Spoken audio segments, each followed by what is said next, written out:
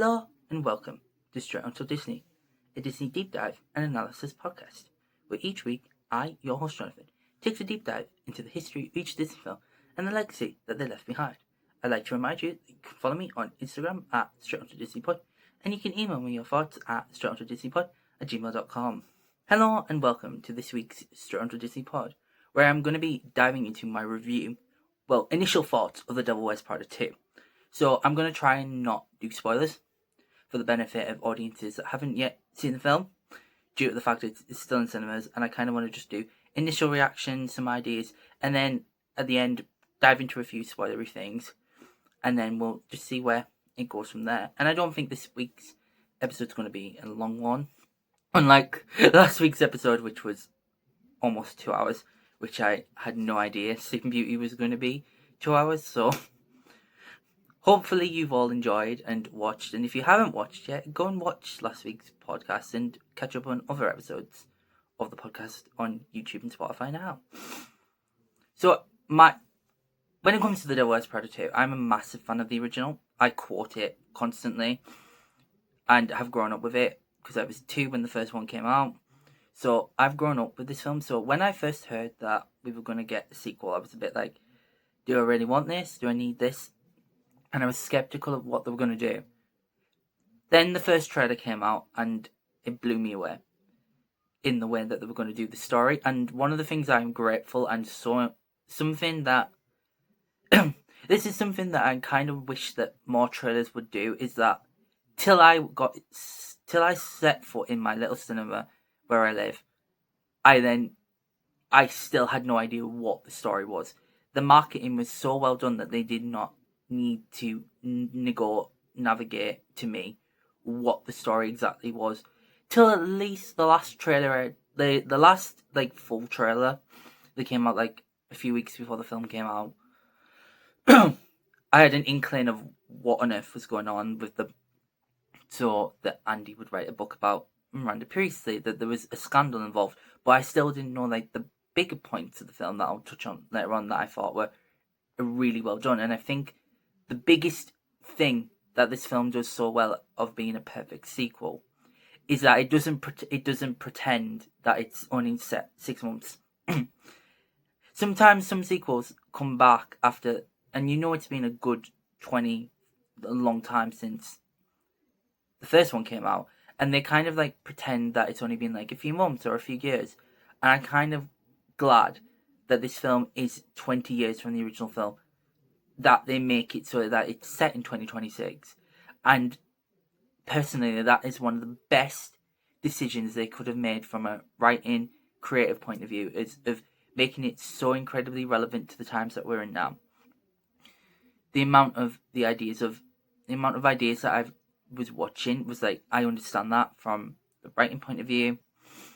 As I don't know how many of you know, but I'm also an aspiring writer, so seeing a lot of the ideas of the magazine industry and print dying out, it's kind of something that we're seeing now. And obviously the AI of it all is a really interesting place to be within, and it really tackles those themes incredibly well. And one of the things I love about it is how character driven this film is, and I love that the fact that this film is built around Meryl and Emily, and built around Meryl and Stanley and Emily's chemistry.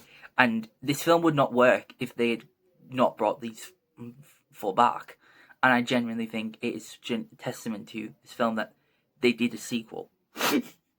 The fashion is on point and it looks extravagant, and there's so many beautiful cinematic shots that really element this film. There's a beautiful shot that's in the trailer of Meryl when she spins around in Milan, and it's just so beautiful and so poignant because there's no dialogue, and it really just tells a testament of this character. You totally understand who this character is without an inch of dialogue, and it's beautiful. And some of the plot that I was not expecting was, and this is kind of going into spoilery territory now, so if you don't want to know, come back and watch this later on. But I really love that we kind of see the fragments of Emily and where she's gone now, and the two different careers that both Emily and Andy have been on since leaving Runway. One was pushed, one chose, and there's this anger and resentment still sat there, which I found really interesting. The best line of the film does come from Emily Blunt's Emily. May the bridges I burn light my way is just an epic line. And to be fair, she has some of the best one-liners. Have you never heard of Christmas? So honestly, I genuinely feel like this film would not have worked without those people. I also love I love the little Lady Gaga cameo, and I think that works so well because obviously Lady Gaga is massive within the fashion industry in terms of her outfits and choices. So having somebody like that can also bring an incredible 3 songs onto this album, but onto the soundtrack was incredible. And ultimately, I just enjoyed this film so much, and I kind of don't want to talk too much about spoilery things, like the way that it ends.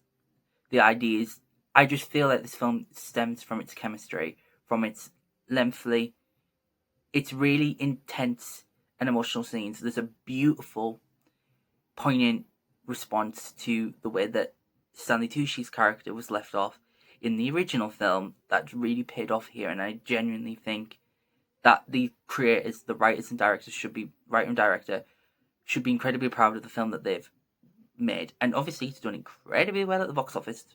It's made 72% of the original box office run already, and it's only been out for 3 weeks now.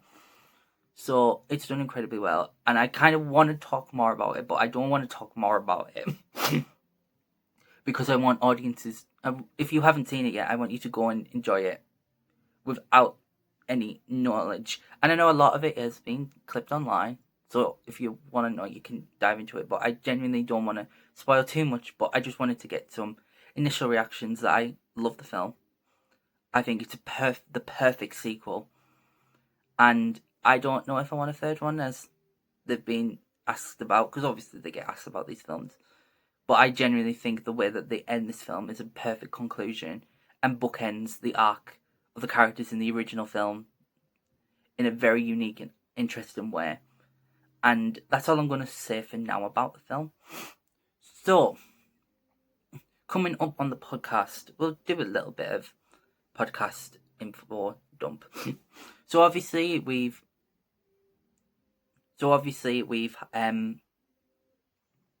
yeah.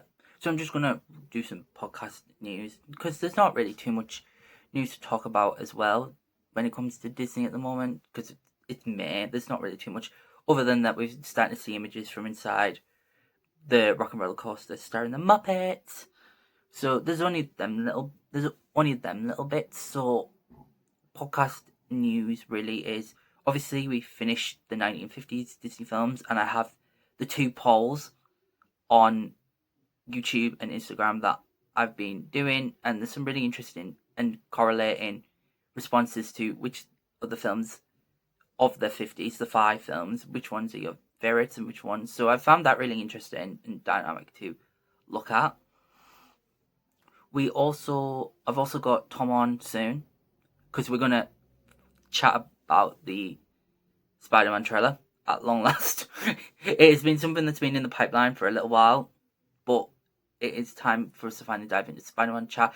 I also am going to do some bit of Vision Quest deep dive on that episode with Tom, because I kind of want to dive into some things that I've heard, some things that I've not heard, and I kind of want to do that and bounce off some ideas with my very good friend. Hopefully we'll have some more guests on later on throughout the year, and then I'm going to be diving into something a little new for the podcast. I'm a massive Marvel Comics fan as well, and what perfect comic series to start with is Wicked Witch's Road. So my entire review of the comics, how the characters, because I don't know if you can tell, but I'm a massive Wiccan fan. I don't know how well you can see my Wiccan pot behind me, or my massive the amount of Scarlet Witch Funkos I have up there. And also, I am thinking about doing a Funko Pop video about collection, because I have a lot of Funko Pops. So if that is something you're interested in, it would be really interesting to see. Actually, that's my Lego. No. Yeah, that's my that's my Lego. My Scarlet Witch Funko Pops are up there. But honestly, I have been diving. I have a lot of Funko Pops. I have a lot of Funko Pops that's under my bed, and I have a lot of Funko Pops that are hidden behind things. I have a lot of Funkos hidden behind my Marvel DVDs, and behind there are all my SDC exclusive pops. There's a few New York Comic Con pops behind there. So it's an interesting one I think I might do over the summer, if it's something you're interested in. Just seeing the amount of pops I have. Obviously, I have my Disney Lego. So there's a lot of other small little things I'm thinking about. And then, of course, we will dive into the 60s, starting with 101 Dalmatians, Jungle Book. So they'll be coming to the podcast around about June-ish time, I'm hoping. Obviously, I'm doing a few Dis debates in the next couple of weeks, so I'll promote them as well across my Instagram and YouTube as always. So the only thing I have left to say is, what are your thoughts on The Devil Wears Prada 2? If you've seen it, please put them in the comments. Tell me, did you love it? Did you not love it? Why did you not love it? Was there just something that didn't click with you? Because I'd be really interested to know it from a film background as well as a massive fan of the film. So I'm really interested to see what your thoughts are and deep dive into that as well. So please drop them in the comments on both here and Instagram. And of course, you can follow me on Spotify as well. I always forget to say follow me on Spotify. And you can also put comments on there. This debate is now available on Spotify. Just don't forget to mention that. So that's really kind of podcast news. I don't think there's anything else. Obviously, there's a certain anniversary coming up that's very dear to some of us. The 20th anniversary of Cars is next month, and then the 15th anniversary of Cars 2 is next month. So there's big anniversaries coming up for that franchise, which is crazy. Yeah, I think that's really it, and then we'll be diving into the 60s, the 60s and the 70s with the next set of Disney films. So it'd be 101 Dalmatians, Jungle Book, Sword in the Stone. So there's going to be some really interesting things, because obviously we started diving into films that Walt Disney was not involved in because he sadly passed away. Another segment I've got planned is I'm going to be diving into each of the Disney creatives. So as I've been doing the Disney deep dive, as I've been doing the podcast, there's been a lot of names that pop up on every project that you probably that when I list them, you're like, name of this, what did they do? And sometimes I do manage to find out this information for the episode, but sometimes it's more of a, this person was a supervising director, and some of the names from those earlier films are starting to disappear now. So I think it'd be really interesting and fun to dive into them, who they were, and their impact within the Disney company, which I find really interesting. And we're obviously going to start with the people that have started to not be mentioned within the films currently, and I know who I'm going to start with. And it's kind of shining a light on these people that you don't really hear about and know about as much, especially me as a younger Disney fan. A lot of these names I'm not as familiar with till when I get to the revival, the revival era, the Renaissance, the revival era. I know a lot more of this because I've grown up. I grew up with the revival era. I love the Renaissance, Renaissance era, but when it comes to when I dive into the Pixar films, I know Andrew Stanton, I know John Lasseter, I know, because I grew up with those films, so I know those people as creatives more than I do, let's say, your Wilfred Jackson, your Edwin Penner, your Ben Sharpstein. So it's going to be a really interesting and fun deep dive to doing in that one.